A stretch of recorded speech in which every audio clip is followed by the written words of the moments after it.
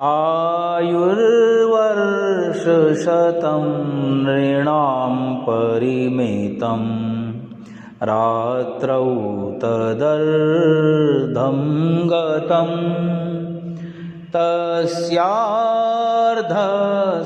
परस्य चार्धमपरम् बालत्ववृद्धत्वयोः शेषं व्याधिवियोगदुःखसहितं सेवादिभिर्नीयते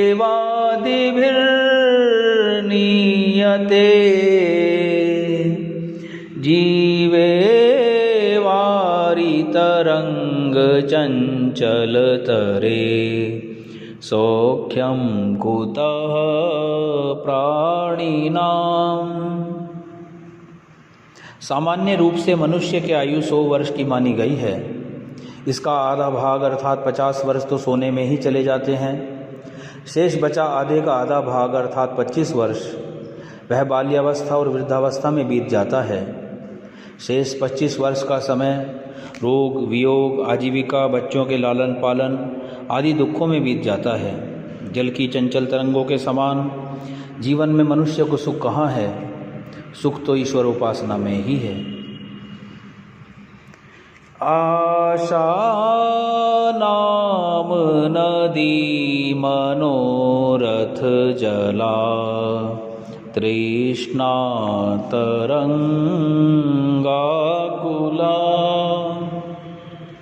राग ग्राहवती वितर्क विहगा धैर्य ध्रुमध्वंसिनी मोहावर्त सुदुस्तराति गहना प्रोतुंग चिंता तटी तस्याः पारगता विशुद्ध मनसो नंदन्ति योगीश्वरा। इस संसार में एक आशा नाम की नदी है। यह नदी मनोरथ इच्छा रूपी जल से भरी हुई है। इसमें लोभ तृष्णा रूपी तरंगे उठ रही हैं। यह राग द्वेष रूपी मगरमच्छों से परिपूर्ण है तथा तर्क वितर्क रूपी जल पक्षी इसमें तैर रहे हैं। धैर्य रूपी वृक्षों को उखाड़ने वाली इस नदी में अज्ञान रूपी भंवर उठ रहे हैं।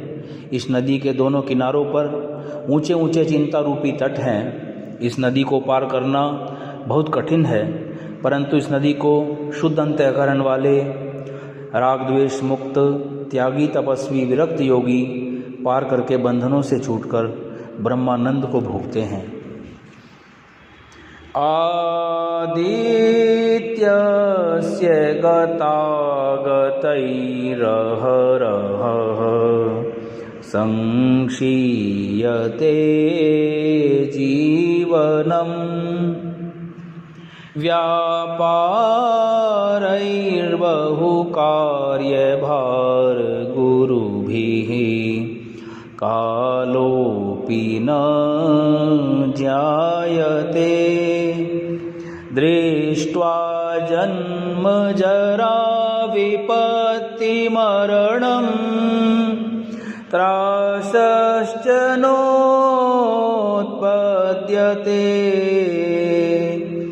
पीत्वा मोहमयीं प्रमादमदिराम् उन्मत्तभूतं जगत्।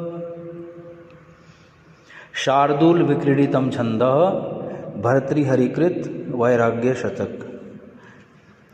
सूर्य नारायण के उदय और अस्त होने के साथ साथ प्रतिदिन आयु भी घटती जा रही है और इसी प्रकार दिन, सप्ताह, पक्ष, मास और वर्ष पर वर्ष बीतते जा रहे हैं। किंतु सांसारिक कार्यों में निमग्न मनुष्य को समय के व्यतीत होने का कोई भी ज्ञान नहीं हो रहा। जन्म, बुढ़ापा, रोग, कष्ट और मृत्यु आदि भयंकर दुखों को देखकर कोई भय उत्पन्न नहीं हो रहा। इससे ऐसा लगता है कि सारा संसार, प्राणी जगत मोह अज्ञान रूपी मदिरा को पीकर मतवाला हो रहा है, अर्थात सब कुछ देख सुनकर भी जीवन के लक्ष्य के प्रति असावधान एवं पुरुषार्थहीन है। योगा भंगुरवृत्तयो बहुविधाः तैरेव चायं भवस् तत्कस्येह कृतं परिभ्रमतरे लोकाः कृतं चेष्टितैः आशापाशशतोपशान्तिविशदं चेतः समाधीयताम्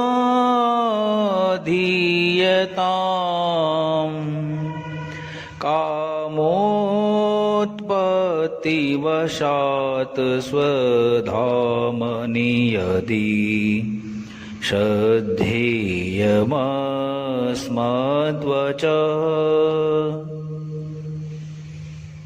संसार के ये नाना प्रकार के विषय भोग क्षणिक सुख देकर नष्ट होने वाले हैं और जन्म मृत्यु रूप बंधन के भी कारण हैं। अरे मनुष्यों, इन तुच्छ कार्यों के करने से क्या लाभ होगा? इस कर्म भोग के चक्र में पड़ने से कोई विशेष लाभ नहीं होगा। यदि हमारी बातों पर विश्वास और श्रद्धा हो तो सांसारिक आशापाशों को तोड़कर मन को शुद्ध बनाते हुए तीव्र इच्छा के साथ अपने मन को परमात्मा में स्थिर करो। लोभश्चेद गुणेन किंपि शूनता यद्यस्ति किं पातकैः सत्यं चेत्तपसा च किं शुचिमनो यद्यस्ति तीर्थेन किं सौजन्यं यदि किं गुणैः सुमहिमा यद्यस्ति किं मण्डनैः सद्विद्या यदि किं धनैरपयशो यद्यस्ति किं मृत्युना। मनुष्य के जीवन में यदि लोभ वृत्ति विद्यमान है तो अन्य दुर्गुणों को ढूंढने की क्या आवश्यकता? यदि चुगलखोरी है तो अन्य दोषों की गणना क्या करनी? यदि सत्य है तो तपस्या का क्या प्रयोजन? यदि मन पवित्र है तो तीर्थ में घूमने से क्या लाभ? यदि सज्जनता है तो अन्य गुणों की क्या आवश्यकता है? यदि यश फैल रहा है तो आभूषणों से क्या प्रयोजन? यदि विद्या उत्तम विद्या है तो धन की क्या आवश्यकता? और यदि अपयश है तो फिर मृत्यु की क्या आवश्यकता? को लाभो गुणी संगमः किम सुखम प्राज्येतरहि संगतिः काहानिः समयच्युतिर्निपुणता का धर्मतत्त्वे रतिः कः शूरो विजितेन्द्रियः प्रियतमा कानुव्रता किंधनम् विद्या किं सुखमप्रवासगमनम् राज्यं किमाज्याफलम्।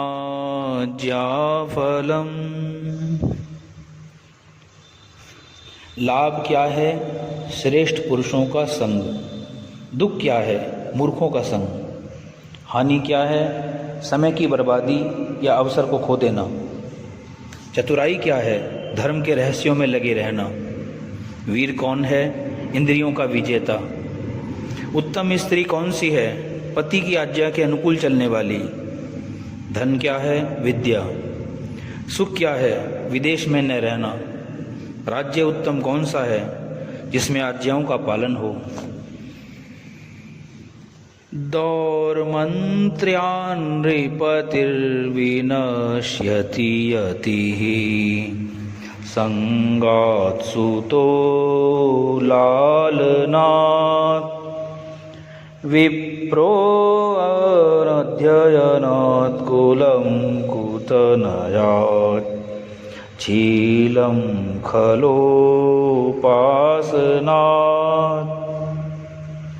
ह्रीर्मद्यादनवेक्षणादपि कृषिः स्नेहः प्रवासाश्रयान्